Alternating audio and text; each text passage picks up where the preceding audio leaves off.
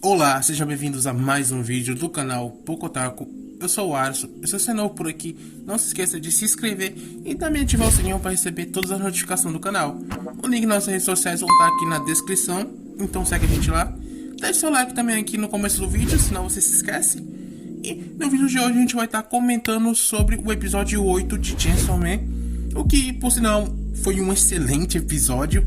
E a gente vai estar falando tudo o que aconteceu durante ele, então bora lá.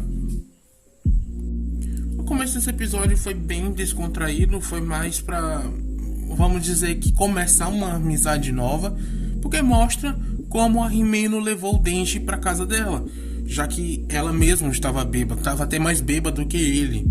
Então, depois daquela cena onde eles dois estão em cima da cama, quando ela pergunta se ele queria fazer com ela ou não, aí ele até se faz de besta, não, fazer o quê? Aí ela, pô, você tá bem na cara, né, do que eu tô me referindo. E aí ele aceita. Então ela começa a tirar a roupa dele, tira a camisa dele, depois vai tirar a calça, só que ela acha um pirulito no bolso dele e se fala assim, pô, por que você tá guardando esse pirulito no bolso? Isso é meio estranho. E nisso começa um flashback do Denji, onde mostra ele e a Makina indo naqueles lugares onde eles estavam bebendo, e lá ela pede para eles irem para fora para pegar um pouco de ar, e ela vai lá e compra um remédio para enjoo para o Denji e dá para ele. E ele começa a reclamar que o primeiro beijo dele foi um gosto de vômito, e que mesmo que ele beijasse dezenas, centenas de mulheres a mais, ele sempre ia lembrar daquele beijo pelo que aconteceu. Então eu concordo com ele, porque um beijo daqueles ali é impossível de se esquecer.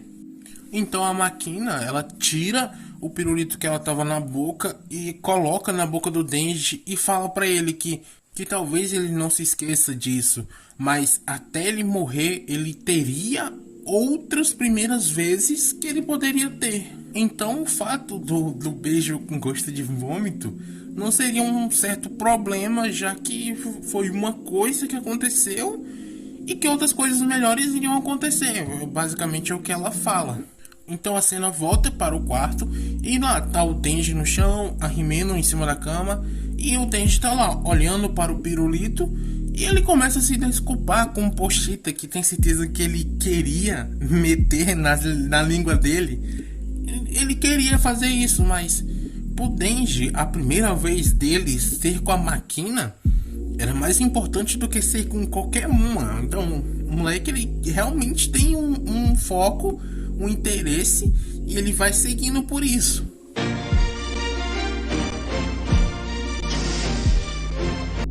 No outro dia de manhã eles acordam para tomar café, aquela ceninha que já teve até no próprio Chainsaw Man. Aí eles começam a conversar para desenvolver essa amizade deles dois, e eles fazem um acordo aonde o Denji iria ajudar a Himeno e a Himeno também iria ajudar o Denji. O Denji iria conseguir tentar, né, fazer com que o Aki ficasse com a Himeno, e a Himeno iria tentar fazer com que a Makina ficasse com o Denji. Então eles fazem esse acordo entre eles dois, e aí nisso eles se tornam amigos de verdade. Ela até fala que a partir de agora elas não eram mais colegas de trabalho, e sim verdadeiros amigos. E isso é mostrado a Makina, e ela está em um trem indo para outra cidade ver para conversar com os seus superiores, é o que ela explica. E ela tá nesse trem apenas com um guarda-costas, vamos dizer que é o guarda-costas dela, que tá sentado ao lado dela. E ela é atacada por 4 inimigos, 4 pessoas que estavam sentadas na frente e atrás da cadeira dela, onde eles vão e baleiam ela na cabeça e no peito. Ou seja, a Makina morreu.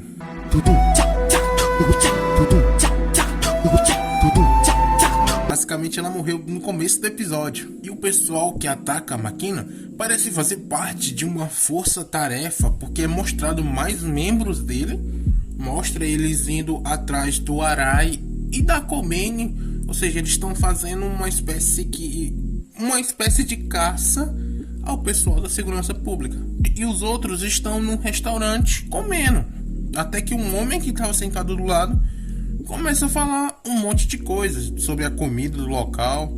E começa a falar também sobre o avô dele, que ele era uma pessoa boa, que mimava bastante ele, apesar de ser um yakuza, ele não tinha matado muitas pessoas. E ele mostra uma foto desse avô dele para o Denji, o que reconhece na mesma hora que era aquele mafioso que sempre tratava o Denji, explorava eles, basicamente assim, explorava o Denji desde cedo.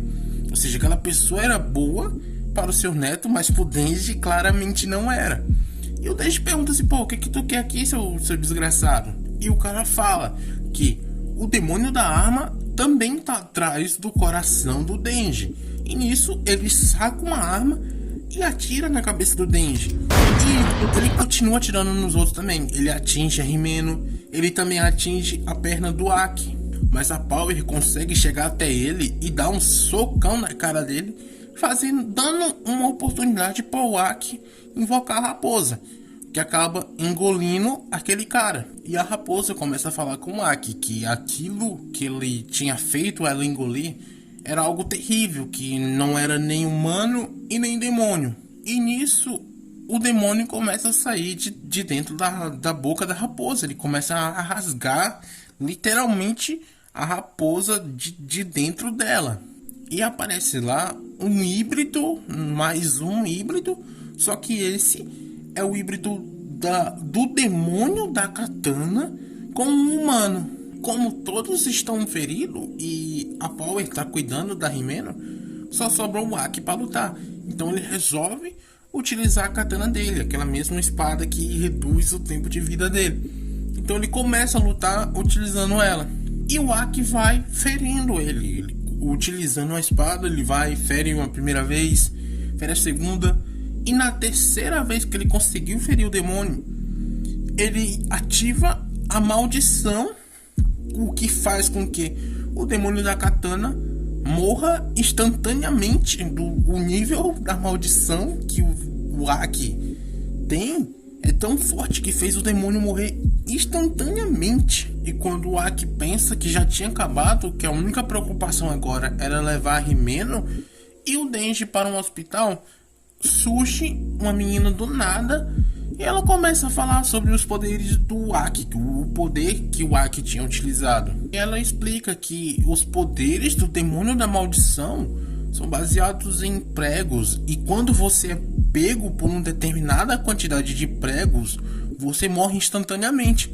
E foi o que aconteceu com o demônio da katana. Ele foi atingido as 3 vezes pela espada do Aki, o que simbolizou os pregos aqui. O que só faz o Aki ficar mais em dúvida de quem era aquela menina, de onde é que ela tinha vindo, e se perguntava se ela era uma aliada daquele cara que estava no chão. E nisso a menina se abaixa, coloca a mão em cima do corpo do demônio da katana e ele se ergue. Ou seja, ele tinha morrido, mas não morreu, porque a menina foi lá e ressuscitou.